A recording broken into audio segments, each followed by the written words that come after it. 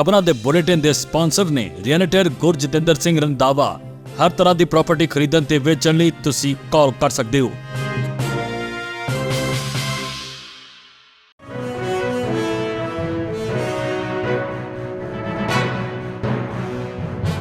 सत श्री अकाल, तुसी वेख रहे हो पंजाब मेल USA TV। मैं हाँ संजीव यश खन्ना। खबरां दे बुलेटिन दे विच स्वागत। तुहानू सारिआं नू शहीद आजम भगत सिंह जी दे जन्म दिहाड़े दीआं वधाइयां। सब तो पहलां चोण दीआं खबरां। बाइडन दा कहना है कि इस हफ्ते दे अंत विच एक सरकार बंद होण दी संभावना है। पंजाब पुलिस ने कांग्रेसी विधायक सुखपाल खैरा नू हिरासत विच लिया। भारत ते अमरीका ਵੱਲੋਂ आपसी सहयोग होर मजबूत करन बारे विचारां।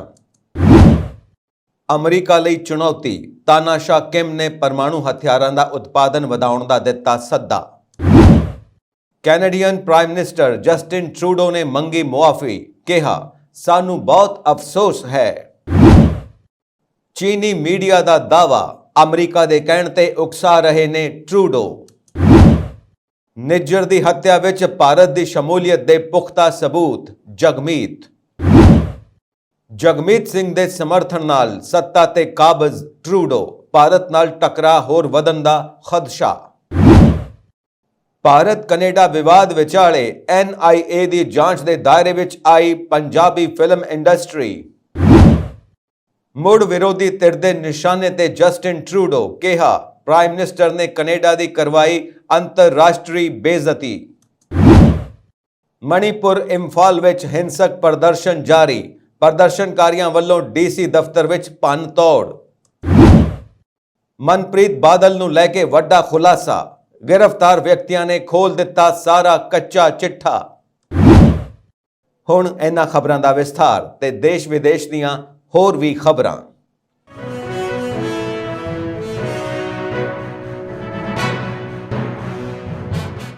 राष्ट्रपति जो बाइडन ने बुधवार को कहा कि एक सरकार बंद होना लाजमी नहीं है, पर जे अजिहा हुंदा है तां विज्ञान अते सेहत विच बहुत सारे महत्वपूर्ण काम प्रभावित हो सकते हैं। सैन फ्रांसिस्को विच विज्ञान अते तैक्नोलॉजी सलाहकारां दे एक समूह नूं टिप्पणी करन तो बाद पत्रकारां नाल गल करदिआं बाइडन ने कहा कि वह नहीं सोचते कि राजनीति विच कुछ भी अटल है। इस हफ्ते के अंत विच एक सरकार बंद होने की संभावना है, जदों तक कि संसद मैंबर बजट सौदे तक नहीं पहुंच सकते। जे साडे कोल सरकार बंद है तो कैंसर खोज तो लैके भोजन सुरक्षा तक बहुत सारे महत्वपूर्ण काम अते विज्ञान अते सेहत ते असर पै सकता है। इसलिए अमरीकी लोगों नूं अपने काम करन लई प्रतिनिधि सभा विच साडे रिपब्लिकन दोस्तां दी लोड़ है। सरकार नूं फंड दिओ, बाइडन ने कहा। पुलत्थ दे MLA सुखपाल सिंह खैरा नूं अज सवेरे 6 बजे के करीब उन्हां दी चंडीगढ़ रिहाइश तो गिरफ्तार कर लिया गया। यह गिरफ्तारी चंडीगढ़ पुलिस ने नहीं सगों जलालाबाद पुलिस वालों की गई है। पुलिस अनुसार यह कार्रवाई खैरा खिलाफ 2015 के NDPS मामले विच की गई है। दस दईए कि 2015 विच जलालाबाद पुलिस वालों सुखपाल खैरा के एक करीबी गुरदेव सिंह खैरा समेत 9 लोगों ते कार्रवाई की गई सी, जिन्हां कोलों 1 किलो हेरोइन, देसी पिस्तौल, सोने के बिस्कुट अते पाकिस्तानी सिम भी बरामद होए सन। उस मामले विच गुरदेव खैरा का करीबी होने कारण सुखपाल खैरा भी शक के घेरे विच आ गए सन। जांच पड़ताल मगरों सुखपाल खैरा नूं कोई सबूत ना मिलन कारण सुप्रीम कोर्ट ने उन्हां नूं क्लीन चिट दे दित्ती सी, पर केस के मुख दोषी गुरदेव खैरा नूं 10 साल की सज़ा सुनाई गई सी। अजिहा पहली बार नहीं होया जदों सुखपाल खैरा विवादां विच घिरे होण। 2015 के NDPS मामले विच भी खैरा नूं नशा तस्करां नाल संबंध रखण अते नकली पासपोर्ट बनाउण वाले रैकेट विच शामिल होण दे दोषां हेठ नवंबर 2021 विच भी गिरफ्तार किया गया सी। उन्हां नूं मनी लॉन्ड्रिंग के मामले विच भी जेल भेजिया गया सी, जिथे उन्हां नूं करीब 2.5 महीने पटियाला जेल विच रहण तो बाद अदालत वालों रिहा किया गया सी। हालांकि 2015 विच खैरा नूं सुप्रीम कोर्ट ने राहत दे दित्ती सी, पर हुण जलालाबाद पुलिस मुताबिक उन्हां नूं खैरा खिलाफ सबूत मिल गए ने, जिस कारण हुण उन्हां ते कार्रवाई की जाएगी। खैरा नूं गिरफ्तार करन तो बाद हुण कोर्ट विच पेश किया जाएगा, जिथे उन्हां ते अगली कार्रवाई की जाएगी। खैरा अनुसार यह कार्रवाई पंजाब के मुख मंत्री भगवंत सिंह मान ने बदले की भावना नाल कीती है। उन्हां अनुसार आप सरकार खिलाफ खुल के बोलण कारण ही उन्हां नूं मान ने रंजिश कारण गिरफ्तार करवाया है।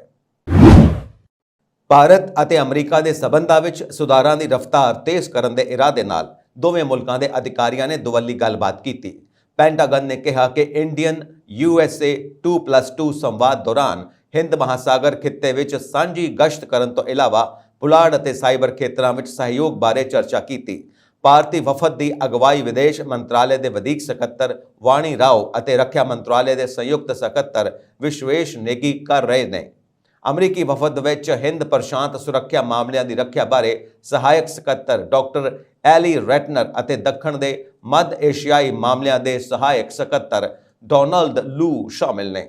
ਇੱਕ ਬਿਆਨ ਵਿੱਚ ਕਿਹਾ ਗਿਆ ਕਿ ਅਧਿਕਾਰੀਆਂ ਨੇ ਹਿੰਦ ਪ੍ਰਸ਼ਾਂਤ ਖਿੱਤੇ ਵਿੱਚ ਖੇਤਰੀ ਸੁਰੱਖਿਆ, ਘਟਨਾਕ੍ਰਮ ਅਤੇ ਰਣਨੀਤਿਕ ਤਰਜੀਹਾਂ ਬਾਰੇ ਵੀ ਵਿਚਾਰ ਵਟਾਂਦਰਾ ਕੀਤਾ। ਪੈਂਟਾਗਨ ਨੇ ਇੱਕ ਬਿਆਨ ਵਿੱਚ ਕਿਹਾ ਕਿ ਦੋਵੇਂ ਮੁਲਕਾਂ ਨੇ ਅਮਰੀਕਾ ਭਾਰਤ ਰੱਖਿਆ ਸਨਅਤੀ ਸਹਿਯੋਗ ਲਈ ਤਿਆਰ ਖਾਕੇ ਦੀ ਵੀ ਸਮੀਖਿਆ ਕੀਤੀ। ਅਧਿਕਾਰੀਆਂ ਨੇ ਹਿੰਦ ਪ੍ਰਸ਼ਾਂਤ ਖਿੱਤੇ ਦੇ ਸੁਰੱਖਿਆ ਅਤੇ ਖੁਸ਼ਹਾਲੀ ਬਹਾਲ ਰੱਖਣ ਲਈ ਦੋਵੇਂ ਮੁਲਕਾਂ ਵਿਚਕਾਰ ਮਜ਼ਬੂਤ ਭਾਈਵਾਲੀ ਤੇ ਜ਼ੋਰ ਦਿੱਤਾ। ਰੈਟਨਰ ਨੇ ਖੁੱਲ੍ਹੇ ਅਤੇ ਮੁਕਤ ਹਿੰਦ ਪ੍ਰਸ਼ਾਂਤ ਖਿੱਤੇ ਲਈ ਭਾਰਤ ਨਾਲ ਰਲ ਕੇ ਕੰਮ ਕਰਨ ਦਾ ਅਹਿਦ ਦੁਹਰਾਇਆ। ਉੱਤਰੀ ਕੋਰੀਆ ਦੇ ਨੇਤਾ ਕਿਮ ਜੋਂਗ ਉਨ ਨੇ ਪਰਮਾਣੂ ਹਥਿਆਰਾਂ ਦੇ ਉਤਪਾਦਨ ਵਿੱਚ ਤੇਜ਼ੀ ਨਾਲ ਵਾਧਾ ਕਰਨ ਅਤੇ ਉਹਨਾਂ ਦੇ ਦੇਸ਼ ਨੂੰ ਨਵੇਂ ਸ਼ੀਤ ਯੁੱਧ ਵਿੱਚ ਅਮਰੀਕਾ ਦਾ ਸਾਹਮਣਾ ਕਰ ਰਹੇ ਦੇਸ਼ਾਂ ਦੇ ਗੱਠਜੋੜ ਵਿੱਚ ਵੱਡੀ ਭੂਮਿਕਾ ਨਿਭਾਉਣ ਦਾ ਸੱਦਾ ਦਿੱਤਾ। ਸਰਕਾਰੀ ਮੀਡੀਆ ਨੇ ਵੀਰਵਾਰ ਨੂੰ ਇਹ ਜਾਣਕਾਰੀ ਦਿੱਤੀ। ਕੋਰੀਅਨ ਸੈਂਟਰਲ ਨਿਊਜ਼ ਏਜੰਸੀ ਨੇ ਦੱਸਿਆ ਕਿ ਕਿਮ ਨੇ ਦੇਸ਼ ਦੀ ਸੰਸਦ ਦੇ 2 ਦਿਨਾਂ ਸੈਸ਼ਨ ਦੌਰਾਨ ਇਹ ਟਿੱਪਣੀਆਂ ਕੀਤੀਆਂ। ਸੰਸਦ ਦੇ ਸੈਸ਼ਨ ਦੌਰਾਨ ਦੇਸ਼ ਦੇ ਪਰਮਾਣੂ ਹਥਿਆਰਾਂ ਦੇ ਪ੍ਰੋਗਰਾਮ ਨੂੰ ਵਧਾਉਣ ਦੀ ਕਿਮ ਦੀ ਨੀਤੀ ਨੂੰ ਸ਼ਾਮਿਲ ਕਰਨ ਲਈ ਸੰਵਿਧਾਨ ਵਿੱਚ ਸੋਧ ਕੀਤੀ ਗਈ ਸੀ। ਸੰਸਦ ਦਾ ਸੈਸ਼ਨ ਅਜਿਹੇ ਸਮੇਂ ਹੋਇਆ ਜਦੋਂ ਕਿਮ ਨੇ ਇਸ ਮਹੀਨੇ ਰੂਸ ਦੇ ਰਾਸ਼ਟਰਪਤੀ ਵਲਾਦੀਮੀਰ ਪੁਤਿਨ ਨੂੰ ਮਿਲਣ ਅਤੇ ਫੌਜੀ ਅਤੇ ਤਕਨੀਕੀ ਸਾਈਟਾਂ ਦਾ ਦੌਰਾ ਕਰਨ ਲਈ ਰੂਸ ਦੇ ਦੂਰ ਪੂਰਬੀ ਖੇਤਰ ਦੀ ਯਾਤਰਾ ਕੀਤੀ ਸੀ। ਕਿਮ ਦੀਆਂ ਟਿੱਪਣੀਆਂ ਦੀ KCNA ਦੀ ਖਬਰ ਉੱਤਰੀ ਕੋਰੀਆ ਦੁਆਰਾ ਟ੍ਰੈਵਿਸ ਕਿੰਗ ਨੂੰ ਰਿਹਾ ਕਰਨ ਤੋਂ ਇੱਕ ਦਿਨ ਬਾਅਦ ਆਈ ਹੈ। ਇੱਕ ਭਾਰੀ ਹਥਿਆਰਾਂ ਨਾਲ ਲੈਸ ਅਮਰੀਕੀ ਸੈਨਿਕ ਜੋ ਜੁਲਾਈ ਵਿੱਚ ਅੰਤਰ ਕੋਰੀਆਈ ਸਰਹੱਦ ਪਾਰ ਕਰਕੇ ਦੇਸ਼ ਵਿੱਚ ਦਾਖਲ ਹੋਇਆ ਸੀ। ਕਿੰਗ ਦੀ ਰਿਹਾਈ ਇਸ ਅਟਕਲਾਂ ਦਾ ਖੰਡਨ ਕਰਦੀ ਹੈ ਕਿ ਉੱਤਰੀ ਕੋਰੀਆ ਸੰਯੁਕਤ ਰਾਜ ਤੋਂ ਰਿਆਇਤਾਂ ਪ੍ਰਾਪਤ ਕਰਨ ਲਈ ਉਸ ਦੀ ਰਿਹਾਈ ਲਈ ਸੌਦੇਬਾਜ਼ੀ ਕਰ ਸਕਦਾ ਹੈ ਅਤੇ ਸੰਭਾਵਤ ਤੌਰ ਤੇ ਸੰਯੁਕਤ ਰਾਜ ਦੇ ਨਾਲ ਕੂਟਨੀਤੀ ਵਿੱਚ ਉੱਤਰੀ ਕੋਰੀਆ ਦੀ ਬੇਰੁਖੀ ਨੂੰ ਦਰਸਾਉਂਦਾ ਹੈ। ਸੰਸਦ ਨੂੰ ਦਿੱਤੇ ਭਾਸ਼ਣ ਵਿੱਚ ਕਿਮ ਨੇ ਪਰਮਾਣੂ ਹਥਿਆਰਾਂ ਦੇ ਉਤਪਾਦਨ ਨੂੰ ਤੇਜ਼ੀ ਨਾਲ ਵਧਾਉਣ ਲਈ ਕੰਮ ਕਰਨ ਤੇ ਜ਼ੋਰ ਦਿੱਤਾ। ਉਸਨੇ ਆਪਣੇ ਡਿਪਲੋਮੈਟਾਂ ਨੂੰ ਸੰਯੁਕਤ ਰਾਜ ਦੇ ਵਿਰੁੱਧ ਖੜੇ ਦੇਸ਼ਾਂ ਨਾਲ ਏਕਤਾ ਨੂੰ ਉਤਸ਼ਾਹਿਤ ਕਰਨ ਦੀ ਵੀ ਅਪੀਲ ਕੀਤੀ। ਪ੍ਰਧਾਨ ਮੰਤਰੀ ਜਸਟਿਨ ਟਰੂਡੋ ਨੇ ਪਿਛਲੇ ਹਫ਼ਤੇ ਯੂਕਰੇਨ ਦੇ ਰਾਸ਼ਟਰਪਤੀ ਵਲਾਦੀਮੀਰ ਜ਼ੈਲੈਂਸਕੀ ਦੇ ਸਨਮਾਨ ਵਿੱਚ ਇੱਕ ਸੰਸਦੀ ਸਮਾਗਮ ਵਿੱਚ ਐਡੋਲਫ ਹਿਟਲਰ ਦੀਆਂ ਨਾਜ਼ੀ ਫੌਜਾਂ ਦੇ ਇੱਕ ਸਾਬਕਾ ਫੌਜੀ ਦੇ ਸ਼ਾਮਿਲ ਹੋਣ ਤੋਂ ਬਾਅਦ ਕੈਨੇਡਾ ਦੀ ਤਰਫੋਂ ਮੁਆਫੀ ਮੰਗੀ ਹੈ। ਟਰੂਡੋ ਨੇ ਪੱਤਰਕਾਰਾਂ ਨੂੰ ਦਿੱਤੇ ਇੱਕ ਸੰਖੇਪ ਬਿਆਨ ਵਿੱਚ ਕਿਹਾ, ਅਸੀਂ ਸਾਰੇ ਜੋ ਸ਼ੁੱਕਰਵਾਰ ਨੂੰ ਇਸ ਸਦਨ ਵਿੱਚ ਸਨ ਉਹਨਾਂ ਨੂੰ ਖੜੇ ਹੋਣ ਅਤੇ ਤਾੜੀਆਂ ਵਜਾਉਣ ਲਈ ਬਹੁਤ ਅਫਸੋਸ ਹੈ, ਭਾਵੇਂ ਕਿ ਅਸੀਂ ਸੰਦਰਭ ਤੋਂ ਅਣਜਾਣ ਹਾਂ। ਟਰੂਡੋ ਨੇ ਮੰਨਿਆ ਕਿ ਇਸ ਘਟਨਾ ਨਾਲ ਕਤਲੇਆਮ ਵਿੱਚ ਮਾਰੇ ਗਏ ਲੱਖਾਂ ਲੋਕਾਂ ਦੀ ਆਤਮਾ ਨੂੰ ਡੂੰਘੀ ਠੇਸ ਪਹੁੰਚੀ ਹੋਵੇਗੀ। ਸਾਬਕਾ ਫੌਜੀ ਯਾਰੋਸਲਾਵ ਹੰਕਾ ਦਾ ਜਸ਼ਨ ਮਨਾਉਣਾ ਯਹੂਦੀ ਲੋਕਾਂ, ਪੋਲ, ਰੋਮਾ, LGBT ਭਾਈਚਾਰਾ ਅਤੇ ਖਾਸ ਤੌਰ ਤੇ ਹੋਰ ਨਸਲੀ ਲੋਕ, ਕੁਝ ਸਮੂਹ ਜਿਨ੍ਹਾਂ ਨੂੰ ਦੂਜੇ ਵਿਸ਼ਵ ਯੁੱਧ ਵਿੱਚ ਨਾਜ਼ੀ ਸ਼ਾਸਨ ਦੁਆਰਾ ਨਿਸ਼ਾਨਾ ਬਣਾਇਆ ਗਿਆ ਸੀ, ਉਹਨਾਂ ਲਈ ਬਹੁਤ ਦਰਦਨਾਕ ਸੀ। ਟਰੂਡੋ ਨੇ ਇਹ ਵੀ ਦੁਹਰਾਇਆ ਕਿ ਕੈਨੇਡਾ ਨੂੰ ਜ਼ੈਲੈਂਸਕੀ ਲਈ ਬਹੁਤ ਅਫਸੋਸ ਹੈ ਜਿਸ ਨੂੰ ਹੰਕਾ ਦੀ ਤਾਰੀਫ ਕਰਦੇ ਹੋਏ ਦਿਖਾਇਆ ਗਿਆ ਸੀ, ਇੱਕ ਅਜਿਹੀ ਤਸਵੀਰ ਜਿਸ ਦੀ ਰੂਸੀ ਪ੍ਰਚਾਰਕਾਂ ਦੁਆਰਾ ਵਰਤੋਂ ਕੀਤੀ ਗਈ ਹੈ। ਭਾਰਤ ਅਤੇ ਕੈਨੇਡਾ ਵਿਚਾਲੇ ਚੱਲ ਰਹੇ ਵਿਵਾਦ ਵਿੱਚ ਚੀਨੀ ਸਰਕਾਰ ਨੇ ਵੈਸੇ ਤਾਂ ਕੋਈ ਪ੍ਰਤੀਕਿਰਿਆ ਨਹੀਂ ਦਿੱਤੀ, ਪਰ ਚੀਨੀ ਮੀਡੀਆ ਵਿੱਚ ਇਸ ਦੀ ਕਾਫੀ ਚਰਚਾ ਹੋ ਰਹੀ ਹੈ। ਜ਼ਿਆਦਾਤਰ ਰਿਪੋਰਟਾਂ ਨੇ ਇਸ ਸਭ ਲਈ ਅਮਰੀਕਾ ਨੂੰ ਜ਼ਿੰਮੇਵਾਰ ਠਹਿਰਾਇਆ ਹੈ। ਕੈਨੇਡਾ ਅਤੇ ਭਾਰਤ ਦੇ ਰਿਸ਼ਤੇ 18 ਸਤੰਬਰ ਤੋਂ ਖਰਾਬ ਦੌਰ 'ਚੋਂ ਲੰਘ ਰਹੇ ਨੇ। ਕੈਨੇਡਾ ਦੇ ਪ੍ਰਧਾਨ ਮੰਤਰੀ ਜਸਟਿਨ ਟਰੂਡੋ ਵੱਲੋਂ ਹਰਦੀਪ ਸਿੰਘ ਨਿੱਜਰ ਦੇ ਕਤਲ ਵਿੱਚ ਭਾਰਤ ਦਾ ਹੱਥ ਹੋਣ ਦੇ ਦੋਸ਼ਾਂ ਤੋਂ ਬਾਅਦ ਰਿਸ਼ਤਿਆਂ ਵਿੱਚ ਕੁੜੱਤਣ ਆਈ ਹੈ। ਇਸ ਤੋਂ ਤੁਰੰਤ ਬਾਅਦ ਕੈਨੇਡਾ ਨੇ ਭਾਰਤ ਦੇ ਚੋਟੀ ਦੇ ਡਿਪਲੋਮੈਟਾਂ ਨੂੰ ਕੱਢ ਦਿੱਤਾ। ਇਸ ਦੇ ਜਵਾਬ ਵਿੱਚ ਭਾਰਤ ਨੇ ਵੀ ਕੈਨੇਡੀਅਨ ਡਿਪਲੋਮੈਟ ਨੂੰ ਕੱਢ ਦਿੱਤਾ। ਦੋਹਾਂ ਦੇਸ਼ਾਂ ਵਿਚਾਲੇ ਵੱਧਦੇ ਵਿਵਾਦ ਦੀ ਦੁਨੀਆ ਭਰ ਵਿੱਚ ਚਰਚਾ ਹੋ ਰਹੀ ਹੈ। ਹੁਣ ਇਸ ਬਾਰੇ ਚੀਨ ਵਿੱਚ ਵੀ ਚਰਚਾ ਸ਼ੁਰੂ ਹੋ ਗਈ ਹੈ। ਖਾਸ ਗੱਲ ਇਹ ਹੈ ਕਿ ਚੀਨ ਦੇ ਦੋਵਾਂ ਦੇਸ਼ਾਂ ਨਾਲ ਚੰਗੇ ਸਬੰਧ ਨਹੀਂ ਹਨ। ਭਾਰਤ ਨਾਲ ਉਸ ਦੀ ਦੁਸ਼ਮਣੀ ਭਲੀ ਭਾਂਤ ਜਾਣੀ ਜਾਂਦੀ ਹੈ, ਜਦਕਿ ਅਮਰੀਕਾ ਨਾਲ ਨੇੜਤਾ ਹੋਣ ਕਾਰਨ ਉਹ ਕੈਨੇਡਾ ਨੂੰ ਪਸੰਦ ਨਹੀਂ ਕਰਦਾ। ਕੁਝ ਮਹੀਨੇ ਪਹਿਲਾਂ ਹੀ ਚੀਨ ਅਤੇ ਕੈਨੇਡਾ ਵਿਚਾਲੇ ਤਣਾਅ ਪੈਦਾ ਹੋ ਗਿਆ ਸੀ। ਉਦੋਂ ਤੋਂ ਚੀਨੀ ਨਾ ਤਾਂ ਕੈਨੇਡਾ ਨੂੰ ਪਸੰਦ ਕਰਦੇ ਨੇ ਅਤੇ ਨਾ ਹੀ ਜਸਟਿਨ ਟਰੂਡੋ ਨੂੰ। ਚੀਨ ਬਾਰੇ ਇਹ ਧਾਰਨਾ ਹੈ ਕਿ ਭਾਰਤ ਅਮਰੀਕਾ ਦੇ ਨਾਲ ਦੋਸਤੀ ਕਰਦਾ ਹੈ, ਇਸ ਲਈ ਉਹ ਡਰੈਗਨ ਦਾ ਦੁਸ਼ਮਣ ਹੈ, ਜਦਕਿ ਕੈਨੇਡਾ ਨੂੰ ਲੈ ਕੇ ਉਹ ਮੰਨਦਾ ਹੈ ਕਿ ਇਹ ਅਮਰੀਕਾ ਦੇ 51ਵੇਂ ਰਾਜ ਵਜੋਂ ਕੰਮ ਕਰਦਾ ਹੈ। ਅਜਿਹੇ ਵਿੱਚ ਭਾਰਤ ਕੈਨੇਡਾ ਵਿਵਾਦ ਤੇ ਪ੍ਰਕਾਸ਼ਿਤ ਹੋਈ ਰਿਪੋਰਟ ਵਿੱਚ ਅਮਰੀਕਾ ਨੂੰ ਇਹਨਾਂ ਸਾਰੇ ਵਿਵਾਦਾਂ ਦਾ ਕਾਰਨ ਦੱਸਿਆ ਗਿਆ ਹੈ। ਇਸ ਵਿੱਚ ਕਿਹਾ ਗਿਆ ਕਿ ਇਸ ਵਿੱਚ ਅਮਰੀਕਾ ਦਾ ਦੋਗਲਾ ਰਵੱਈਆ ਅਤੇ ਪਾਖੰਡ ਸਾਫ਼ ਨਜ਼ਰ ਆ ਰਿਹਾ ਹੈ। ਕੈਨੇਡਾ ਦੀ ਨਿਊ ਡੈਮੋਕ੍ਰੈਟਿਕ ਪਾਰਟੀ NDP ਦੇ ਆਗੂ ਜਗਮੀਤ ਸਿੰਘ ਨੇ ਕਿਹਾ ਕਿ ਕੈਨੇਡੀਅਨ ਨਾਗਰਿਕ ਹਰਦੀਪ ਸਿੰਘ ਨਿੱਜਰ ਦੀ ਹੱਤਿਆ ਵਿੱਚ ਇੱਕ ਵਿਦੇਸ਼ੀ ਸਰਕਾਰ ਦੀ ਸ਼ਮੂਲੀਅਤ ਦੇ ਪੁਖਤਾ ਸਬੂਤ ਨੇ। ਟਰੂਡੋ ਸਰਕਾਰ ਵਿੱਚ ਭਾਈਵਾਲ NDP ਦੇ ਆਗੂ ਨੇ ਓਟਾਵਾ ਵਿੱਚ ਪੱਤਰਕਾਰਾਂ ਨਾਲ ਗੱਲਬਾਤ ਕਰਦਿਆਂ ਕਿਹਾ, ਜਿਵੇਂ ਪ੍ਰਧਾਨ ਮੰਤਰੀ ਨੇ ਜਨਤਕ ਤੌਰ ਤੇ ਆਖਿਆ ਹੈ, ਕੈਨੇਡੀਅਨ ਖੁਫੀਆ ਰਿਪੋਰਟਾਂ ਮੁਤਾਬਿਕ ਸਾਡੇ ਮੁਲਕ ਦੇ ਨਾਗਰਿਕ ਨੂੰ ਕੈਨੇਡੀਅਨ ਧਰਤੀ ਤੇ ਮਾਰਿਆ ਗਿਆ ਹੈ ਅਤੇ ਇੱਕ ਵਿਦੇਸ਼ੀ ਸਰਕਾਰ ਇਸ ਲਈ ਜ਼ਿੰਮੇਵਾਰ ਹੈ। ਕੈਨੇਡਾ ਦੇ ਪ੍ਰਧਾਨ ਮੰਤਰੀ ਜਸਟਿਨ ਟਰੂਡੋ ਵੱਲੋਂ ਭਾਰਤ ਖਿਲਾਫ ਲਾਏ ਗਏ ਦੋਸ਼ਾਂ ਨੂੰ ਬਹੁਤ ਗੰਭੀਰ ਕਰਾਰ ਦਿੰਦਿਆਂ ਜਗਮੀਤ ਸਿੰਘ ਨੇ ਕਿਹਾ ਕਿ ਉਹਨਾਂ ਦਾ ਬਿਆਨ ਖੁਫੀਆ ਏਜੰਸੀਆਂ ਵੱਲੋਂ ਦਿੱਤੀ ਗਈ ਜਾਣਕਾਰੀ ਤੇ ਆਧਾਰਿਤ ਹੈ। ਹੈਰਾਨਕੁਨ ਖੁਫੀਆ ਜਾਣਕਾਰੀ ਮਿਲੀ ਹੈ ਅਤੇ ਇਸ ਕਾਰਨ ਅਸੀਂ ਕੈਨੇਡੀਅਨ ਸਰਕਾਰ ਨੂੰ ਇਹ ਤਾਕੀਦ ਕਰਨਾ ਜਾਰੀ ਰੱਖਾਂਗੇ ਕਿ ਉਹ ਇਸ ਦੀ ਡੂੰਘਾਈ ਨਾਲ ਜਾਂਚ ਕਰੇ ਤਾਂ ਜੋ ਜ਼ਿੰਮੇਵਾਰ ਵਿਅਕਤੀਆਂ ਨੂੰ ਸਾਹਮਣੇ ਲਿਆਂਦਾ ਜਾ ਸਕੇ। ਇੱਕ ਸਵਾਲ ਦੇ ਜਵਾਬ ਵਿੱਚ ਜਗਮੀਤ ਸਿੰਘ ਨੇ ਕਿਹਾ ਕਿ ਅਮਰੀਕਾ ਨੇ ਭਾਰਤ ਨੂੰ ਸਹਿਯੋਗ ਕਰਨ ਲਈ ਆਖ ਕੇ ਕੈਨੇਡਾ ਦੀ ਹਮਾਇਤ ਕੀਤੀ ਹੈ। ਜਗਮੀਤ ਨੇ ਕਿਹਾ ਕਿ ਉਹਨਾਂ ਨੂੰ ਸਾਬਕਾ ਗਵਰਨਰ ਜਨਰਲ ਡੇਵਿਡ ਜੌਨਸਟਨ ਵੱਲੋਂ ਤਿਆਰ ਕੀਤੀ ਗਈ ਰਿਪੋਰਟ ਤੇ ਕਈ ਵੇਰਵੇ ਮਿਲੇ ਨੇ। ਵੈਨਕੂਵਰ ਸਨ ਮੁਤਾਬਿਕ ਸਾਬਕਾ ਗਵਰਨਰ ਜਨਰਲ ਦੀ ਰਿਪੋਰਟ ਤੋਂ ਇਹ ਸਿੱਟਾ ਕੱਢਿਆ ਜਾ ਸਕਦਾ ਹੈ ਕਿ ਟਰੂਡੋ ਸਰਕਾਰ ਜਾਣਬੁੱਝ ਕੇ ਜਾਂ ਅਣਗਹਿਲੀ ਕਾਰਨ ਪਿਛਲੀਆਂ 2 ਸੰਘੀ ਚੋਣਾਂ ਵਿੱਚ ਵਿਦੇਸ਼ੀ ਦਖਲ ਦੀਆਂ ਕੋਸ਼ਿਸ਼ਾਂ ਤੇ ਕਾਰਵਾਈ ਕਰਨ ਵਿੱਚ ਨਾਕਾਮ ਰਹੀ ਹੈ। ਜਗਮੀਤ ਨੇ ਕਿਹਾ ਕਿ ਜੌਨਸਟਨ ਦੀ ਰਿਪੋਰਟ ਤੋਂ 2 ਗੱਲਾਂ ਉੱਭਰਦੀਆਂ ਨੇ, ਇਹ ਕਿ ਇੱਕ ਮਾਮਲੇ ਦੀ ਜਾਂਚ ਕਰਨ ਦੀ ਲੋੜ ਹੈ, ਜਦਕਿ ਦੂਜੀ ਗੱਲ ਇਹ ਕਿ ਰਿਪੋਰਟ ਵਿੱਚ ਬਾਕੀ ਚੁੱਕੇ ਗਏ ਮੁੱਦਿਆਂ ਨਾਲ ਬਹੁਤ ਸਹਿਮਤ ਨਹੀਂ ਹਨ। ਜਗਮੀਤ ਨੇ ਕਿਹਾ ਕਿ ਕੈਨੇਡਾ ਵਿੱਚ ਸਿੱਖਾਂ ਨੂੰ ਨਿਸ਼ਾਨਾ ਬਣਾਏ ਜਾਣ ਦਾ ਡਰ ਪਹਿਲਾਂ ਤੋਂ ਸਤਾ ਰਿਹਾ ਹੈ। ਉਹਨਾਂ ਕਿਹਾ, ਲੰਮੇ ਸਮੇਂ ਤੋਂ ਸਿੱਖਾਂ ਨੂੰ ਭਾਰਤ ਸਰਕਾਰ ਦੀਆਂ ਕਾਰਵਾਈਆਂ ਰਾਹੀਂ ਨਿਸ਼ਾਨਾ ਬਣਾਇਆ ਜਾਂਦਾ ਰਿਹਾ ਹੈ ਅਤੇ ਲੰਮੇ ਸਮੇਂ ਤੋਂ ਇਹਨਾਂ ਵੱਲ ਧਿਆਨ ਨਹੀਂ ਦਿੱਤਾ ਜਾ ਰਿਹਾ ਜਾਂ ਉਸ ਨੂੰ ਰੱਦ ਕੀਤਾ ਜਾ ਰਿਹਾ ਹੈ। ਉਹਨਾਂ ਦਾਅਵਾ ਕੀਤਾ ਕਿ ਮੁਸਲਮਾਨ, ਆਦੀਵਾਸੀ ਤੇ ਹੋਰ ਦਬੇ ਕੁਚਲੇ ਭਾਈਚਾਰਿਆਂ ਨੂੰ ਆਪਣੇ ਨਾਲ ਹੁੰਦੇ ਵਿਵਹਾਰ ਤੇ ਚਿੰਤਾ ਜਤਾਈ ਹੈ। ਕੈਨੇਡੀਅਨ ਨਾਗਰਿਕ ਹਰਦੀਪ ਸਿੰਘ ਨਿੱਜਰ ਦੀ ਹੱਤਿਆ ਵਿੱਚ ਭਾਰਤ ਦੀ ਸੰਭਾਵੀ ਸ਼ਮੂਲੀਅਤ ਦੇ ਕੈਨੇਡਾ ਦੇ ਦੋਸ਼ਾਂ ਤੋਂ ਬਾਅਦ ਵਿਦੇਸ਼ ਮੰਤਰੀ S ਜੈਸ਼ੰਕਰ ਨੇ ਕਿਹਾ ਕਿ ਨਵੀਂ ਦਿੱਲੀ ਓਟਾਵਾ ਨੂੰ ਦੱਸ ਚੁੱਕਾ ਹੈ ਕਿ ਇਹ ਭਾਰਤ ਸਰਕਾਰ ਦੀ ਨੀਤੀ ਨਹੀਂ ਹੈ ਤੇ ਉਹ ਮਾਮਲੇ ਵਿੱਚ ਕਿਸੇ ਖਾਸ ਤੇ ਟੁਕਮੀ ਸੂਚਨਾ ਉੱਤੇ ਵਿਚਾਰ ਕਰਨ ਲਈ ਤਿਆਰ ਨੇ। ਜੈਸ਼ੰਕਰ ਨੇ ਸੰਯੁਕਤ ਰਾਸ਼ਟਰ ਮਹਾਸਭਾ ਦੇ ਸੈਸ਼ਨ ਨੂੰ ਸੰਬੋਧਨ ਕਰਨ ਤੋਂ ਬਾਅਦ ਮੰਗਲਵਾਰ ਨੂੰ ਨਿਊਯਾਰਕ ਵਿੱਚ ਵਿਦੇਸ਼ੀ ਸਬੰਧਾਂ ਬਾਰੇ ਪਰਿਸ਼ਦ ਵਿੱਚ ਗੱਲਬਾਤ ਦੌਰਾਨ ਇਹ ਟਿੱਪਣੀਆਂ ਕੀਤੀਆਂ। ਹਰਦੀਪ ਸਿੰਘ ਨਿੱਜਰ ਦੀ ਹੱਤਿਆ ਵਿੱਚ ਭਾਰਤ ਸਰਕਾਰ ਦੇ ਏਜੰਟਾਂ ਦੀ ਸ਼ਮੂਲੀਅਤ ਬਾਰੇ ਕੈਨੇਡਾ ਦੇ ਪ੍ਰਧਾਨ ਮੰਤਰੀ ਜਸਟਿਨ ਟਰੂਡੋ ਵੱਲੋਂ ਲਾਏ ਦੋਸ਼ਾਂ ਉੱਤੇ ਜਦ ਜੈਸ਼ੰਕਰ ਤੋਂ ਸਵਾਲ ਕੀਤਾ ਗਿਆ ਤਾਂ ਉਹਨਾਂ ਕਿਹਾ, ਅਸੀਂ ਕੈਨੇਡਾ ਨੂੰ ਜੋ ਕਿਹਾ ਉਸ ਨੂੰ ਮੈਂ ਤੁਹਾਡੇ ਨਾਲ ਬਹੁਤ ਸਪਸ਼ਟਤਾ ਨਾਲ ਸਾਂਝਾ ਕਰਾਂਗਾ। ਉਹਨਾਂ ਭਾਰਤ ਵਿੱਚ ਅਮਰੀਕਾ ਦੇ ਸਾਬਕਾ ਰਾਜਦੂਤ ਕੈਨੇਥ ਜਸਟਰ ਨਾਲ ਗੱਲਬਾਤ ਦੌਰਾਨ ਮੁੱਦੇ ਉੱਤੇ ਆਪਣੀ ਪਹਿਲੀ ਜਨਤਕ ਟਿੱਪਣੀ ਵਿੱਚ ਕਿਹਾ, ਪਹਿਲੀ ਗੱਲ ਤਾਂ ਇਹ ਹੈ ਕਿ ਅਸੀਂ ਕੈਨੇਡੀਅਨ ਅਧਿਕਾਰੀਆਂ ਨੂੰ ਦੱਸਿਆ ਕਿ ਇਹ ਭਾਰਤ ਸਰਕਾਰ ਦੀ ਨੀਤੀ ਨਹੀਂ ਹੈ। ਦੂਜਾ, ਅਸੀਂ ਕੈਨੇਡੀਅਨਾਂ ਨੂੰ ਕਿਹਾ ਕਿ ਦੇਖੋ, ਜੇਕਰ ਤੁਹਾਡੇ ਕੋਲ ਕੋਈ ਵਿਸ਼ੇਸ਼ ਸੂਚਨਾ ਹੈ, ਕੋਈ ਟੁਕਮੀ ਜਾਣਕਾਰੀ ਹੈ ਤਾਂ ਸਾਨੂੰ ਦੱਸੋ, ਅਸੀਂ ਇਸ ਉੱਤੇ ਵਿਚਾਰ ਕਰਨ ਲਈ ਤਿਆਰ ਹਾਂ।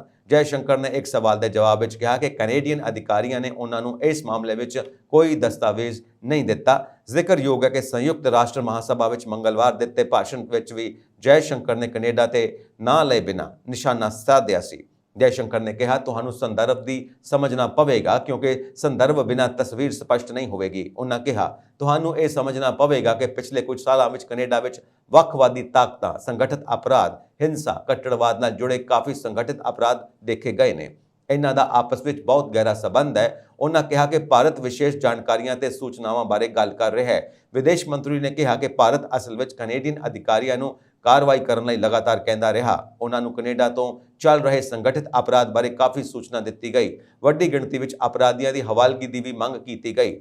ਅੱਤਵਾਦੀਆਂ ਦੇ ਆਗੂਆਂ ਦੀ ਪਛਾਣ ਵੀ ਦੱਸੀ ਗਈ। ਜੈਸ਼ੰਕਰ ਨੇ ਕਿਹਾ, ਤੁਹਾਨੂੰ ਸਮਝਣਾ ਪਵੇਗਾ ਕਿ ਉੱਥੇ ਇੱਕ ਤਰ੍ਹਾਂ ਦਾ ਮਾਹੌਲ ਹੈ। ਜੇਕਰ ਤੁਸੀਂ ਇਹ ਸਮਝਣਾ ਹੈ ਕਿ ਉੱਥੇ ਕੀ ਚੱਲ ਰਿਹਾ ਹੈ ਤਾਂ ਇਸ ਗੱਲ ਨੂੰ ਧਿਆਨ ਵਿੱਚ ਰੱਖਣਾ ਜ਼ਰੂਰੀ ਹੈ। ਸਾਡੀ ਚਿੰਤਾ ਇਹ ਹੈ ਕਿ ਰਾਜਨੀਤਿਕ ਕਾਰਨਾਂ ਕਰਕੇ ਇਹ ਸਭ ਨੂੰ ਨਜ਼ਰਅੰਦਾਜ਼ ਕੀਤਾ ਗਿਆ ਹੈ। ਸਾਡਾ ਸੰਕਟ ਹੈ ਕਿ ਸਾਡੇ ਰਾਜਦੂਤਾਂ ਨੂੰ ਧਮਕਾਇਆ ਜਾ ਰਿਹਾ ਹੈ, ਦੂਤਾਵਾਸਾਂ ਉੱਤੇ ਹਮਲੇ ਕੀਤੇ ਜਾ ਰਹੇ ਨੇ। ਇਹਨਾਂ ਵਿੱਚੋਂ ਬਹੁਤ ਕੁਝ ਇਹ ਕਹਿ ਕੇ ਸਹੀ ਠਹਿਰਾਇਆ ਜਾ ਰਿਹਾ ਹੈ ਕਿ ਲੋਕਤੰਤਰ ਇਸੇ ਤਰ੍ਹਾਂ ਕੰਮ ਕਰਦਾ ਹੈ। ਕੈਨੇਡਾ ਦੇ ਪ੍ਰਧਾਨ ਮੰਤਰੀ ਜਸਟਿਨ ਟਰੂਡੋ ਭਾਰਤ ਵਿਰੋਧੀ ਬਿਆਨ ਮਗਰੋਂ ਵਿਵਾਦਾਂ ਵਿੱਚ ਘਿਰ ਗਏ ਨੇ ਅਤੇ ਉਹਨਾਂ ਦੀ ਕੁਰਸੀ ਖਤਰੇ ਵਿੱਚ ਹੈ। ਉਂਝ ਵੀ ਉਹ ਡੈਮੋਕ੍ਰੈਟਿਕ ਪਾਰਟੀ ਦੇ ਸਮਰਥਨ ਨਾਲ ਸੱਤਾ ਵਿੱਚ ਨੇ।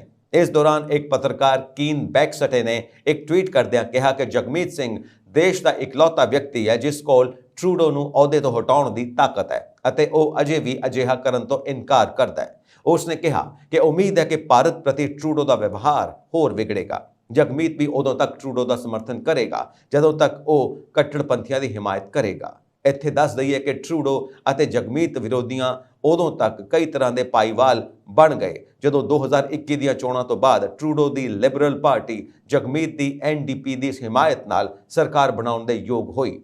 ਹੁਣ ਟਰੂਡੋ ਸੱਤਾ ਵਿੱਚ ਬਣੇ ਰਹਿਣ ਲਈ ਪੂਰੀ ਤਰ੍ਹਾਂ ਜਗਮੀਤ ਦੇ ਸਮਰਥਨ ਤੇ ਨਿਰਭਰ ਹੈ। ਹਿੰਸਕ ਨੇਤਾਵਾਂ ਨਾਲ ਸੰਬੰਧ ਰੱਖਣ ਵਾਲਾ ਰਾਜਨੀਤੀ ਦਾ ਇੱਕ ਬੁਲੰਦ ਸਮਰਥਕ ਜਗਮੀਤ ਹੁਣ ਟਰੂਡੋ ਦੀ ਕਈ ਪੱਖੋਂ ਆਲੋਚਨਾ ਵੀ ਕਰਦਾ ਹੈ। ਹੁਣ ਜਦੋਂ ਕਿ ਟਰੂਡੋ ਦੀ ਸਰਕਾਰ NDP ਦੇ ਸਮਰਥਨ ਤੇ ਨਿਰਭਰ ਹੈ ਤਾਂ ਉਸ ਨੂੰ ਜਗਮੀਤ ਦੇ ਭਾਰਤ ਵਿਰੋਧੀ ਏਜੰਡੇ ਨੂੰ ਸਵੀਕਾਰ ਕਰਨਾ ਪਵੇਗਾ। ਜੇ ਤੁਸੀਂ ਜਗਮੀਤ ਨੂੰ ਉਸ ਦੀਆਂ ਆਪਣੀਆਂ ਵੋਟਾਂ ਨੂੰ ਮਜ਼ਬੂਤ ਕਰਨ ਦੀਆਂ ਕੋਸ਼ਿਸ਼ਾਂ ਨੂੰ ਸਵੀਕਾਰ ਕਰਨ ਵਿੱਚ ਜੋੜਦੇ ਹੋ ਤਾਂ ਤੁਹਾਡੇ ਕੋਲ ਇੱਕ ਅਜਿਹਾ ਪ੍ਰਧਾਨ ਮੰਤਰੀ ਹੈ ਜੋ ਕੁਝ ਵੋਟਾਂ ਲਈ ਭਾਰਤ ਨਾਲ ਕੈਨੇਡਾ ਦੇ ਸਬੰਧਾਂ ਨੂੰ ਖਤਰੇ ਵਿੱਚ ਪਾ ਦੇਵੇਗਾ। ਹਰਦੀਪ ਸਿੰਘ ਨਿੱਜਰ ਦਾ ਗੋਲੀਆਂ ਮਾਰ ਕੇ ਕਤਲ ਕਰਨ ਦੇ ਮਾਮਲੇ ਵਿੱਚ ਘਟਨਾ ਸਥਾਨ ਤੇ ਦੇਰੀ ਨਾਲ ਪਹੁੰਚਣ ਦਾ ਦਾਅਵਾ ਕਰਨ ਵਾਲੀ ਮੀਡੀਆ ਰਿਪੋਰਟ ਨੂੰ ਖਾਰਜ ਕਰਦਿਆਂ ਰਾਇਲ ਕੈਨੇਡੀਅਨ ਮਾਊਂਟਡ ਪੁਲਿਸ ਨੇ ਕਿਹਾ ਕਿ ਉਸ ਦੇ ਅਧਿਕਾਰੀ ਘਟਨਾ ਦੇ 4 ਮਿੰਟਾਂ ਦੇ ਅੰਦਰ ਮੌਕੇ ਤੇ ਪਹੁੰਚ ਗਏ ਸਨ। RCMP ਦੇ ਸਰੀ ਡਿਵੀਜ਼ਨ ਦਾ ਇਹ ਸਪਸ਼ਟੀਕਰਨ ਵਾਸ਼ਿੰਗਟਨ ਪੋਸਟ ਦੇ ਇੱਕ ਰਿਪੋਰਟ ਤੋਂ ਬਾਅਦ ਆਇਆ ਹੈ ਜਿਸ ਵਿੱਚ ਕਿਹਾ ਗਿਆ ਸੀ ਕਿ 18 ਜੂਨ ਨੂੰ ਸਰੀ ਦੇ ਇੱਕ ਗੁਰਦੁਆਰੇ ਦੀ ਪਾਰਕਿੰਗ ਵਿੱਚ ਨਿੱਜਰ ਦੇ ਕਤਲ ਵਿੱਚ ਘੱਟੋ-ਘੱਟ 6 ਲੋਕ ਅਤੇ 2 ਵਾਹਨ ਸ਼ਾਮਿਲ ਸਨ। ਗਵਾਹਾਂ ਦਾ ਹਵਾਲਾ ਦਿੰਦੇ ਹੋਏ ਰਿਪੋਰਟ ਵਿੱਚ ਕਿਹਾ ਗਿਆ ਕਿ ਗੋਲੀਆਂ ਚੱਲਣ ਤੋਂ ਬਾਅਦ ਪੁਲਿਸ ਨੂੰ ਪਹੁੰਚਣ ਵਿੱਚ 12 ਤੋਂ 20 ਮਿੰਟ ਲੱਗ ਗਏ। ਸਰੀ RCMP ਨੇ ਮੰਗਲਵਾਰ ਨੂੰ ਜਾਰੀ ਇੱਕ ਬਿਆਨ ਵਿੱਚ ਕਿਹਾ ਇਸ ਘਟਨਾ ਦੇ ਸਬੰਧ ਵਿੱਚ 911 ਤੇ ਪਹਿਲੀ ਕਾਲ ਰਾਤ 8:27 ਤੇ ਆਈ ਸੀ ਅਤੇ ਅਧਿਕਾਰੀ 4 ਮਿੰਟ ਵਿੱਚ ਘਟਨਾ ਸਥਾਨ ਤੇ ਪਹੁੰਚ ਗਏ ਸਨ ਜਿਸ ਤੋਂ ਥੋੜੀ ਦੇਰ ਬਾਅਦ ਹੋਰ ਅਧਿਕਾਰੀ ਘਟਨਾ ਸਥਾਨ ਤੇ ਪਹੁੰਚ ਗਏ ਸਨ। ਰਿਪੋਰਟ ਵਿੱਚ ਇੱਕ ਗਵਾਹ ਦਾ ਹਵਾਲਾ ਦਿੰਦੇ ਹੋਏ ਕਿਹਾ ਗਿਆ ਕਿ ਜਾਂਚ ਦੀ ਅਗਵਾਈ ਕਰਨ ਨੂੰ ਲੈ ਕੇ ਸਰੀ ਪੁਲਿਸ ਅਤੇ RCMP ਵਿਚਕਾਰ ਘੰਟਿਆਂ ਤੱਕ ਲੰਮੀ ਤਰਕਾਰ ਹੋਈ ਜਿਸ ਕਾਰਨ ਹੋਰ ਦੇਰੀ ਹੋਈ। ਕੈਨੇਡੀਅਨ ਲਾਅ ਐਨਫੋਰਸਮੈਂਟ ਨੇ ਕਿਹਾ ਇਹ ਸੁਝਾਅ ਦਿੱਤਾ ਗਿਆ ਕਿ ਇਸ ਗੱਲ ਨੂੰ ਲੈ ਕੇ ਵਿਵਾਦ ਸੀ ਕਿ ਕਿਹੜੀ ਪੁਲਿਸ ਏਜੰਸੀ ਜਾਂਚ ਦੀ ਅਗਵਾਈ ਕਰੇਗੀ। ਹਾਲਾਂਕਿ ਅਧਿਕਾਰ ਖੇਤਰ ਦੀ ਪੁਲਿਸ ਵਜੋਂ ਸਰੀ ਵਿੱਚ ਸਾਰੀਆਂ ਪੁਲਿਸ ਜਾਂਚਾਂ ਲਈ RCMP ਸਰੀ ਜ਼ਿੰਮੇਵਾਰ ਹੈ। ਇਸ ਵਿੱਚ ਅੱਗੇ ਕਿਹਾ ਗਿਆ ਕਿ ਇਸ ਗੱਲ ਦਾ ਕੋਈ ਸੰਕੇਤ ਨਹੀਂ ਕਿ ਇਸ ਜਾਂਚ ਵਿੱਚ ਕਿਸੇ ਵੀ ਤਰੀਕੇ ਨਾਲ ਦੇਰੀ ਹੋਈ। ਕਿਸੇ ਵੀ ਤਰ੍ਹਾਂ ਦੀ ਦੇਰੀ ਨਾ ਤਾਂ ਸ਼ੁਰੂਆਤੀ ਪ੍ਰਤੀਕਿਰਿਆ ਵਿੱਚ ਹੋਈ ਅਤੇ ਨਾ ਹੀ ਬਾਅਦ ਦੀ ਜਾਂਚ ਵਿੱਚ ਹੋਈ। ਕਤਲ ਨਾਲ ਸੰਬੰਧਿਤ ਮਾਮਲੇ ਦੀ ਜਾਂਚ ਦੀ ਜ਼ਿੰਮੇਵਾਰੀ RCMP ਦੇ ਸਹਿਯੋਗ ਨਾਲ ਏਕੀਕ੍ਰਿਤ ਹੋਮਿਸਾਈਡ ਇਨਵੈਸਟੀਗੇਸ਼ਨ ਟੀਮ ਨੂੰ ਸੌਂਪੀ ਗਈ ਹੈ। RCMP ਨੇ ਆਪਣੇ ਬਿਆਨ ਵਿੱਚ ਕਿਹਾ ਕਿ ਸਾਨੂੰ ਭਰੋਸਾ ਹੈ ਕਿ ਕਤਲ ਲਈ ਜ਼ਿੰਮੇਵਾਰ ਲੋਕਾਂ ਨੂੰ ਜਵਾਬਦੇਹ ਠਹਿਰਾਉਣ ਲਈ ਸਾਰੇ ਲੋੜੀਂਦੇ ਜਾਂਚ ਕਦਮ ਚੁੱਕੇ ਜਾ ਰਹੇ ਨੇ। ਸਰੀ RCMP ਨੇ ਕਿਹਾ ਕਿ ਉਸ ਨੇ ਗੁਰਦੁਆਰਿਆਂ ਅਤੇ ਮੰਦਰਾਂ ਦੇ ਆਲੇ-ਦੁਆਲੇ ਗਸ਼ਤ ਵਧਾ ਦਿੱਤੀ ਹੈ। ਕੈਨੇਡਾ ਦੇ ਪ੍ਰਧਾਨ ਮੰਤਰੀ ਜਸਟਿਨ ਟਰੂਡੋ ਵੱਲੋਂ ਸੰਸਦ ਵਿੱਚ ਖੜੇ ਹੋ ਕੇ ਹਰਦੀਪ ਸਿੰਘ ਨਿੱਜਰ ਦੀ ਹੱਤਿਆ ਪਿੱਛੇ ਭਾਰਤੀ ਖੁਫੀਆ ਏਜੰਸੀ ਦਾ ਹੱਥ ਦੱਸੇ ਜਾਣ ਤੋਂ ਬਾਅਦ ਦੋਵਾਂ ਦੇਸ਼ਾਂ ਵਿਚਾਲੇ ਪੈਦਾ ਹੋਏ ਤਣਾਅ ਦਰਮਿਆਨ national investigation agency Punjabi entertainment industry ਵਿੱਚ ਹੋ ਰਹੇ ਨਿਵੇਸ਼ ਨੂੰ ਲੈ ਕੇ ਜ਼ਿਆਦਾ ਸਰਗਰਮ ਹੋ ਗਈ ਹੈ। ਪੰਜਾਬ ਵਿੱਚ ਵੱਡੇ ਪੈਮਾਨੇ ਤੇ ਨੌਜਵਾਨਾਂ ਨੂੰ ਭਰਮਾਉਣ ਲਈ ਫੰਡਿੰਗ ਕਰ ਰਹੇ ਨੇ ਅਤੇ ਫੰਡਿੰਗ ਦਾ ਇੱਕ ਹਿੱਸਾ ਪੰਜਾਬੀ ਫਿਲਮਾਂ ਵਿੱਚ ਵੀ ਇਸਤੇਮਾਲ ਹੋ ਰਿਹਾ ਹੈ। ਪੰਜਾਬ ਵਿੱਚ ਇੰਨੀ ਦਿਨੀ ਹੋ ਰਹੀ NIA ਦੀ ਛਾਪੇਮਾਰੀ ਵਿੱਚ ਜਾਂਚ ਦਾ ਇੱਕ ਐਂਗਲ ਇਹ ਵੀ ਹੈ ਕਿ ਮਾਰਚ ਵਿੱਚ NIA ਨੇ 14 ਵਿਅਕਤੀਆਂ ਖਿਲਾਫ ਚਾਰਜਸ਼ੀਟ ਦਾਇਰ ਕੀਤੀ ਸੀ। ਇਸ ਚਾਰਜਸ਼ੀਟ ਵਿੱਚ ਇਹ ਗੱਲ ਸਾਹਮਣੇ ਆਈ ਕਿ ਗੈਂਗਸਟਰ ਲਾਰੈਂਸ ਬਿਸ਼ਨੋਈ ਵੱਲੋਂ 2019 ਤੋਂ ਲੈ ਕੇ 2021 ਦੇ ਕੈਨੇਡਾ ਤੋਂ ਥਾਈਲੈਂਡ ਵਿੱਚ ਹਵਾਲਾ ਰੋਡ ਰਾਹੀਂ 13 ਵਾਰ ਪੈਸੇ ਭੇਜੇ ਗਏ ਅਤੇ ਇਸ ਦੌਰਾਨ 5 ਤੋਂ ਲੈ ਕੇ 60 ਲੱਖ ਰੁਪਏ ਤੱਕ ਦੀ ਟ੍ਰਾਂਜੈਕਸ਼ਨ ਕੀਤੀ ਗਈ। ਏਜੰਸੀ ਨੇ ਆਪਣੇ ਚਾਰਜਸ਼ੀਟ ਵਿੱਚ ਕਿਹਾ ਸੀ ਕਿ ਭਾਰਤ ਵਿੱਚ ਗੈਂਗਸਟਰਾਂ ਵੱਲੋਂ ਜਬਰੀ ਵਸੂਲੀ ਅਤੇ ਸਮਗਲਿੰਗ ਰਾਹੀਂ ਇਕੱਠਾ ਹੋਣਾ ਵਾਲਾ ਪੈਸਾ ਪੰਜਾਬ ਦੀਆਂ ਫਿਲਮਾਂ ਅਤੇ ਕੈਨੇਡਾ ਦੀ ਪ੍ਰੀਮੀਅਰ ਲੀਗ ਵਿੱਚ ਲਾਇਆ ਜਾ ਰਿਹਾ ਹੈ। ਇਸ ਤੋਂ ਇਲਾਵਾ ਇਹ ਪੈਸਾ ਥਾਈਲੈਂਡ ਦੇ ਕਲੱਬਾਂ ਅਤੇ ਬਾਰਾਂ ਵਿੱਚ ਵੀ ਨਿਵੇਸ਼ ਕੀਤਾ ਜਾ ਰਿਹਾ ਹੈ। NIA ਨੇ ਆਪਣੀ ਚਾਰਜਸ਼ੀਟ ਵਿੱਚ ਸਤਬੀਰ ਸਿੰਘ ਉਰਫ ਸੈਮ ਦਾ ਨਾਂ ਸ਼ਾਮਿਲ ਕੀਤਾ। ਸੈਮ ਨੇ ਇਸ ਪੈਸੇ ਨੂੰ ਫਿਲਮਾਂ ਅਤੇ ਹੋਰ ਥਾਵਾਂ ਤੇ ਨਿਵੇਸ਼ ਕੀਤਾ ਸੀ। ਪੰਜਾਬ ਦੇ ਗਾਇਕ ਅਤੇ ਫਿਲਮੀ ਕਲਾਕਾਰਾਂ ਦਾ ਪ੍ਰੇਮ ਅਕਸਰ ਸਾਹਮਣੇ ਆਉਂਦਾ ਰਹਿੰਦਾ ਹੈ ਕਿਉਂਕਿ ਇਹਨਾਂ ਕਲਾਕਾਰਾਂ ਨੂੰ ਵਿਦੇਸ਼ਾਂ ਵਿੱਚ ਹੋਣ ਵਾਲੇ ਸ਼ੋਅ ਵਿੱਚ ਡਾਲਰ ਅਤੇ ਪਾਉਂਡ ਦੇ ਰੂਪ ਵਿੱਚ ਮੋਟੀ ਕਮਾਈ ਹੁੰਦੀ ਹੈ ਅਤੇ ਇਸ ਵਿੱਚ ਕਮਾਈ ਲਈ ਵਿਦੇਸ਼ਾਂ ਵਿੱਚ ਪੰਜਾਬ ਦੇ ਕਲਾਕਾਰਾਂ ਅਤੇ ਗਾਇਕਾਂ ਨੂੰ ਹਮਾਇਤ ਦੀ ਵੀ ਲੋੜ ਪੈਂਦੀ ਹੈ। ਪੰਜਾਬ ਦੇ ਕਈ ਕਲਾਕਾਰਾਂ ਨੌਜਵਾਨਾਂ ਨੂੰ ਵਿਦੇਸ਼ਾਂ ਵਿੱਚ ਸੈੱਟ ਕਰਵਾਉਣ ਦਾ ਝਾਂਸਾ ਦੇ ਕੇ ਕਬੂਤਰਬਾਜ਼ੀ ਵੀ ਕਰਵਾਉਂਦੇ ਰਹੇ ਨੇ ਅਤੇ ਉਹਨਾਂ ਨੂੰ ਆਪਣੇ ਨਾਲ ਢੋਲਕ ਵਾਲਾ ਜਾਂ ਤਬਲੇ ਵਾਲਾ ਦੱਸ ਕੇ ਉਹਨਾਂ ਦੇ ਵੀਜ਼ੇ ਲਗਵਾਏ ਜਾਂਦੇ ਰਹੇ ਨੇ। ਇਸੇ ਤਰ੍ਹਾਂ ਦੇ ਮਾਮਲੇ ਵਿੱਚ ਪੰਜਾਬੀ ਗਾਇਕ ਦਲੇਰ ਮਹਿੰਦੀ ਨੂੰ ਸਜ਼ਾ ਵੀ ਹੋਈ ਸੀ। ਹੁਣ ਭਾਰਤ ਅਤੇ ਕੈਨੇਡਾ ਦਰਮਿਆਨ ਚੱਲ ਰਹੇ ਵਿਵਾਦ ਕਾਰਨ ਪੰਜਾਬੀ ਗਾਇਕ ਅਤੇ ਕਲਾਕਾਰ ਵੀ ਜਾਂਚ ਏਜੰਸੀਆਂ ਦੇ ਨਿਸ਼ਾਨੇ ਤੇ ਨੇ ਅਤੇ ਆਉਣ ਵਾਲੇ ਦਿਨਾਂ ਵਿੱਚ ਇਸ ਮਾਮਲੇ ਵਿੱਚ ਹੋਰ ਵੱਡੇ ਐਕਸ਼ਨ ਦੀ ਉਮੀਦ ਪ੍ਰਗਟਾਈ ਜਾ ਰਹੀ ਹੈ। ਕੈਨੇਡਾ ਦੇ ਪ੍ਰਧਾਨ ਮੰਤਰੀ ਜਸਟਿਨ ਟਰੂਡੋ ਲਗਾਤਾਰ ਵਿਵਾਦਾਂ ਵਿੱਚ ਘਿਰਦੇ ਜਾ ਰਹੇ ਨੇ।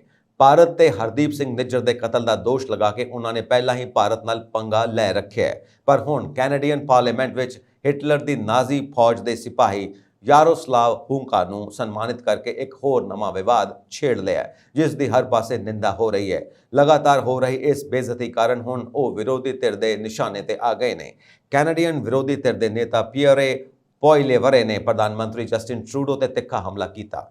ਪੋਇਲੇਵਰੇ ਨੇ ਇਸ ਨੂੰ ਟਰੂਡੋ ਦੇ ਫੈਸਲੇ ਵਿੱਚ ਇੱਕ ਭਿਆਨਕ ਗਲਤੀ ਦੱਸਿਆ। ਉਹਨਾਂ ਕਿਹਾ ਕਿ ਮਹਿਮਾਨਾਂ ਅਤੇ ਅਜਿਹੀਆਂ ਯਾਤਰਾਵਾਂ ਦਾ ਪ੍ਰਬੰਧ ਕਰਨ ਲਈ ਟਰੂਡੋ ਦੇ ਆਪਣੇ ਦਫ਼ਤਰ ਦੇ ਲੋਕ ਜ਼ਿੰਮੇਵਾਰ ਨੇ। ਪੋਇਲੇਵਰੇ ਨੇ ਟਰੂਡੋ ਤੇ ਦੋਸ਼ ਲਗਾਉਂਦੇ ਹੋਏ ਕਿਹਾ ਕਿ ਪ੍ਰਧਾਨ ਮੰਤਰੀ ਦਫ਼ਤਰ ਨੂੰ ਸਪੀਕਰ ਵੱਲੋਂ ਤਿਆਰ ਕੀਤੀ ਗਈ ਮਹਿਮਾਨ ਸੂਚੀ ਦੀ ਜਾਂਚ ਕਰਨੀ ਚਾਹੀਦੀ ਸੀ। CBC ਨਿਊਜ਼ ਦੀ ਰਿਪੋਰਟ ਅਨੁਸਾਰ ਪੋਇਲੇਵਰੇ ਨੇ ਕਿਹਾ ਕਿ ਕੈਨੇਡੀਅਨ ਇੱਕ ਅਜਿਹੇ ਪ੍ਰਧਾਨ ਮੰਤਰੀ ਤੋਂ ਤੰਗ ਆ ਚੁੱਕੇ ਨੇ ਜੋ ਕਦੇ ਵੀ ਆਪਣੇ ਦਫ਼ਤਰ ਵਿੱਚ ਹੋਣ ਵਾਲੀਆਂ ਚੀਜ਼ਾਂ ਦੀ ਜ਼ਿੰਮੇਵਾਰੀ ਨਹੀਂ ਲੈਂਦਾ। ਉਹਨਾਂ ਕਿਹਾ ਕਿ ਟਰੂਡੋ ਦੀ ਅਗਵਾਈ ਵਿੱਚ ਲਗਾਤਾਰ ਅੰਤਰਰਾਸ਼ਟਰੀ ਬੇਇੱਜ਼ਤੀ ਹੋ ਰਹੀ ਹੈ। ਇੱਥੇ ਦੱਸ ਦਈਏ ਕਿ ਯੂਕਰੇਨੀ ਰਾਸ਼ਟਰਪਤੀ ਵਲਾਦੀਮੀਰ ਜ਼ੈਲੈਂਸਕੀ ਦੇ ਕੈਨੇਡਾ ਦੌਰੇ ਦੌਰਾਨ ਸੰਸਦ ਵਿੱਚ 98 ਸਾਲਾ ਯੂਕਰੇਨੀ ਕੈਨੇਡੀਅਨ ਨਾਗਰਿਕ ਯਾਰੋਸਲਾਵ ਹੂੰਕਾ ਨੂੰ ਸਨਮਾਨਿਤ ਕੀਤਾ ਗਿਆ। ਉਹਨਾਂ ਨੂੰ ਯੂਕਰੇਨ ਦੀ ਆਜ਼ਾਦੀ ਦਾ ਨਾਇਕ ਦੱਸਿਆ ਗਿਆ। ਬਾਅਦ ਵਿੱਚ ਜਦੋਂ ਇਹ ਗੱਲ ਸਾਹਮਣੇ ਆਈ ਕਿ ਉਹ ਨਾਜ਼ੀ ਫੌਜ ਵੀ ਹੈ ਤਾਂ ਪੂਰੀ ਟਰੂਡੋ ਸਰਕਾਰ ਹਿੱਲ ਗਈ।